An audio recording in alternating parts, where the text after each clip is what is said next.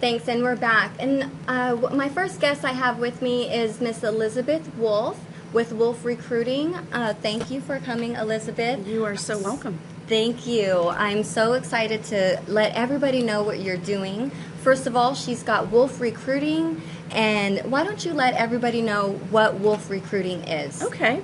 Well, after 10 years in the professional staffing industry, helping to identify top talent for temporary positions, in 2014, earlier this spring, I launched my private practice. And my goal is to work with small to mid-sized businesses, helping them with their strategic hires.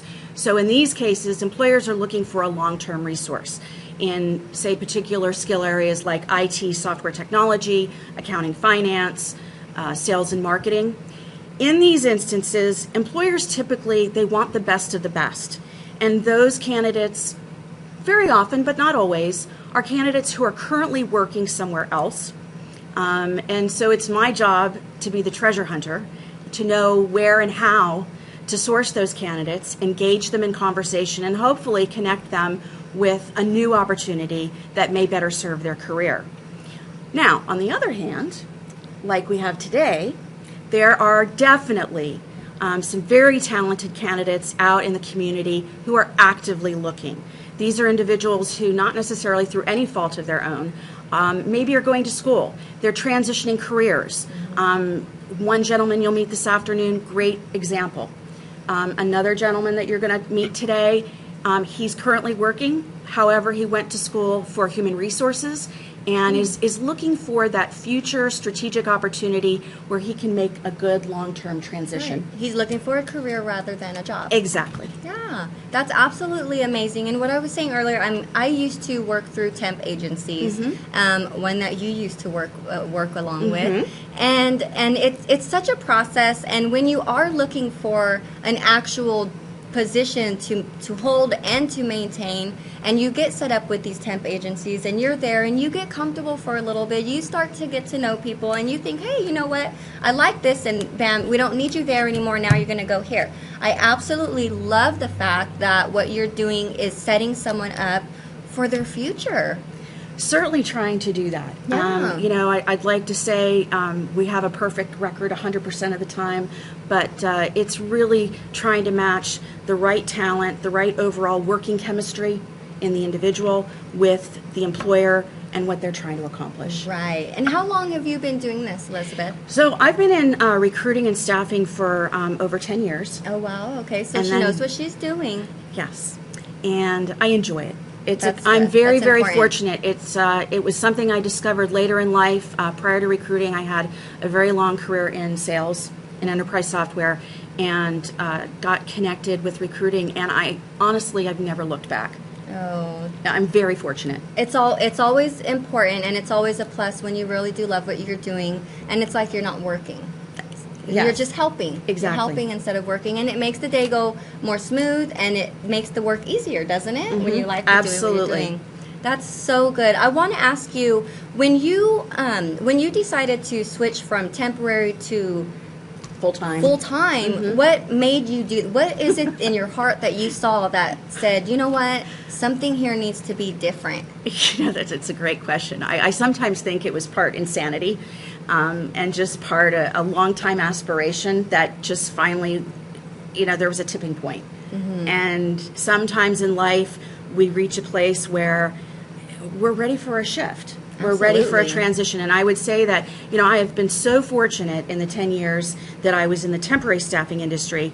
I think really what it boiled down to was I wanted the ability to set my destiny, to have full control over how I wanted to direct my recruiting practice, the types of clients that I wanted to target and engage with, as well as on the candidate side. And so it presents a different set of responsibilities and stress points. But I think if you have a sales-oriented nature and an entrepreneurial nature, it's incredibly freeing.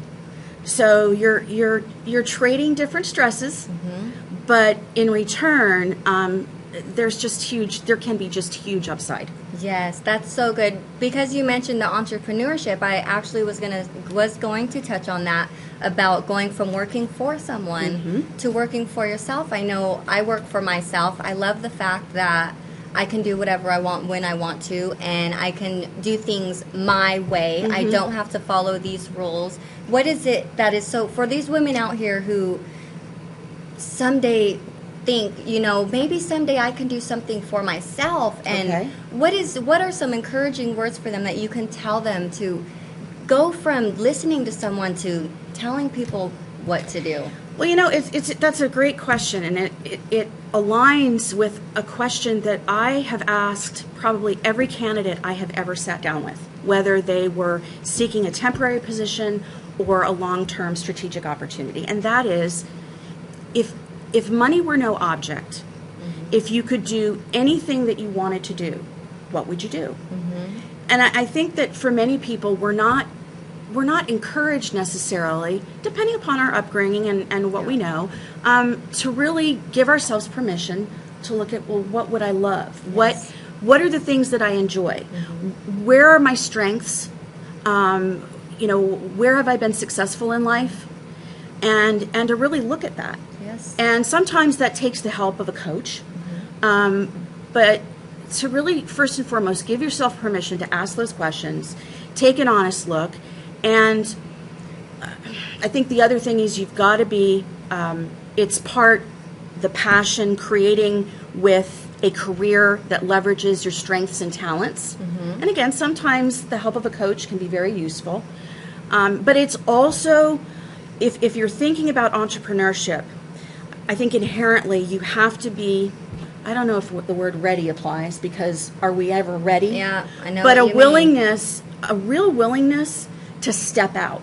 Yes, get out of your own because way. there's risk. There's risk, and there's no way about it. But if you enjoy engaging with people, you're comfortable. And introverts, this can apply to you too. Yes. Not just extroverts. Everybody has what it takes to get yourself to where you're supposed to be. Just really stepping out, networking. So identify what you're good at. Identify with what really motivates you and impassions you. Passion. And then on the, what I'll call the operational, practical side, really take a hard look at, okay, what am I really willing to step up to? Yes. And sometimes the trajectory for that, it may be that in the short term, people need to continue to maintain a certain job, but begin to plant the seeds to eventually transition to what it is they really want to do. That was beautiful. That was awesome. I love it. Thank Elisabth, is it just here in town that you are finding jobs, or will you help someone from out of town? Do you work online type of thing? Another great question. For now, recruiters can work anywhere. Our reach is really limited only by our own motivation and talent. That being said, for now, I really want to focus on Fresno and the Clovis area, the Central Valley. Central Valley. I think there's huge opportunity here. For any of you who don't know it, there truly is a demand for talent.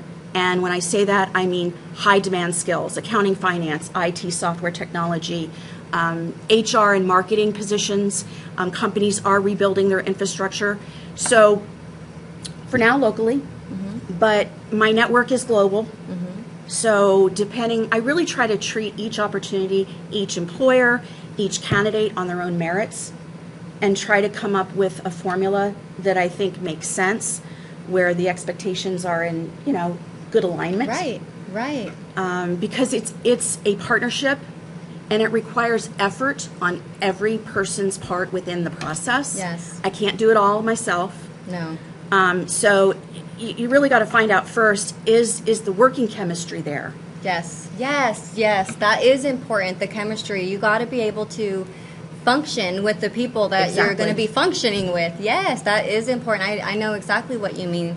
The chemistry with everything you do is important, as well as the energy you put out there, which is also an important thing, is to control your energy.